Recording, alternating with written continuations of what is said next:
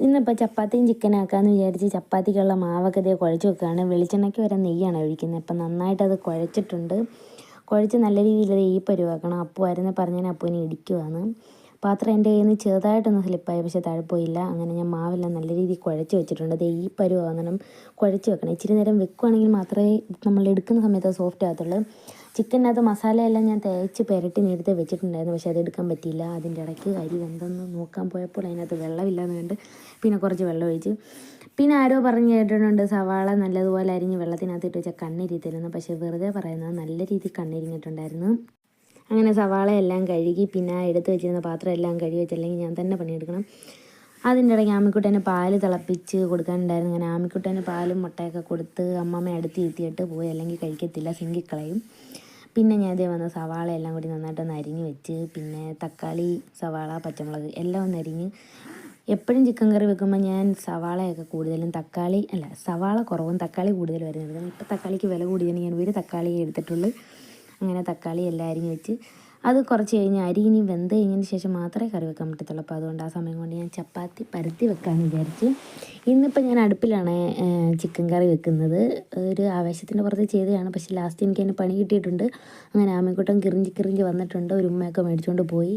ചപ്പാത്തിയെല്ലാം ഞാൻ നന്നായിട്ട് പരത്തി വെച്ച്. അപ്പോഴത്തേക്കിനും നമ്മുടെ അരി വെന്തിട്ടുണ്ടായിരുന്നു. അരി അങ്ങോട്ട് അടച്ചിട്ട് ഏറ്റവും വലിയ ടാസ്ക്കാണ് ഇത്. അരി നന്നായിട്ട് അടച്ചിട്ടിട്ടുണ്ട്. ഞങ്ങളുടെ അമ്മൂമ്മ ഇതിൻ്റെ അടുത്ത് പോലും വരത്തില്ല, പേടി ഇത്രയും പൊക്കത്തുനിന്ന് അരി അടച്ചിടാൻ.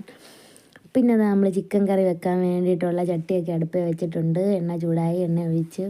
ചട്ടി ചൂടായി എണ്ണ ഒഴിച്ച് സവാളയൊക്കെ ഇട്ടിട്ടുണ്ട്.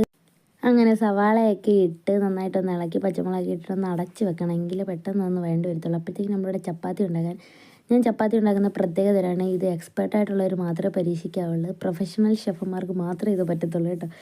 എന്നിട്ട് ഇനി ചെയ്യുന്നത് എന്താണെന്ന് വെച്ചാൽ ഇത് വെച്ചിട്ട് ഇങ്ങനെ സൈഡിലേക്ക് ഇങ്ങനെ എടുക്കണം. കണ്ടോ, പൊങ്ങി വരുന്നുണ്ട്. അതാണ് നല്ല സോഫ്റ്റ് ആയിരിക്കും. ഇങ്ങനെ ഉണ്ടാക്കുകയാണെങ്കിൽ നമ്മൾ വെളിച്ചെണ്ണ ഒന്ന് ഒഴിച്ച് കഷ്ടപ്പെടേണ്ട, തിരിച്ച് മറിച്ച് വിടുകയും വേണ്ട. ഇങ്ങനെ എടുത്താൽ മതി. ജസ്റ്റ് ഒന്ന് ചൂടായിട്ട് മാത്രമേ ഇങ്ങനെ ചെയ്യാവുള്ളൂ. എല്ലാ ചപ്പാത്തിയും ഞാൻ അങ്ങനെ തന്നെയാണ് ഉണ്ടാക്കി വെക്കുന്നത്. ഇത് ഞാൻ എറണാകുളത്ത് പോയി നിന്നപ്പോൾ പഠിച്ചതാണ്. ഇവിടെ നിൽക്കുമ്പോൾ അങ്ങനെയൊന്നും അറിയത്തില്ലായിരുന്നു. അങ്ങനെ പിന്നെ സവാളയൊക്കെ ഇത് വഴണ്ട് വന്ന് അതിനകത്തോട്ട് പിന്നെ കുറച്ച് തക്കാളിയൊക്കെ ഇട്ട് നന്നായിട്ട് വഴറ്റി. പിന്നെ നമ്മൾ ചിക്കനിനകത്തോട്ടിട്ടൊന്ന് നന്നായിട്ട് വരട്ടിയെടുക്കാനാണ് ഉദ്ദേശിച്ചത്. പക്ഷേ എല്ലാം നല്ല രീതിയിൽ കരിഞ്ഞിട്ടുണ്ടായിരുന്നു. അതുകൊണ്ട് പിന്നെ ഞാൻ ചിക്കൻ കറിയാക്കാമെന്ന് വിചാരിച്ചു. ഇനി പ്രത്യേകിച്ച് മസാലയൊന്നും ഇടേണ്ട ആവശ്യമില്ല. ഇതിനകത്തോട്ട് ചിക്കൻ ഇട്ട് നന്നായിട്ട് ഇളക്കി അടച്ചങ്ങ് വെച്ചിരുന്നാൽ മതി.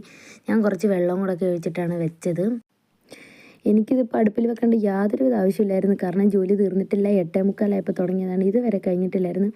അങ്ങനെ പിന്നെ ഞാൻ ചിക്കൻ കറിയൊക്കെ തേടിട്ട് കുറച്ച് കറിവേപ്പിലയൊക്കെ ഇട്ട് റെഡിയാക്കി വെച്ചിട്ടുണ്ട്. ചിക്കൻ കറി ചപ്പാത്തിയൊക്കെ റെഡിയായി ഞങ്ങൾ കഴിക്കുന്ന സമയമാണ്.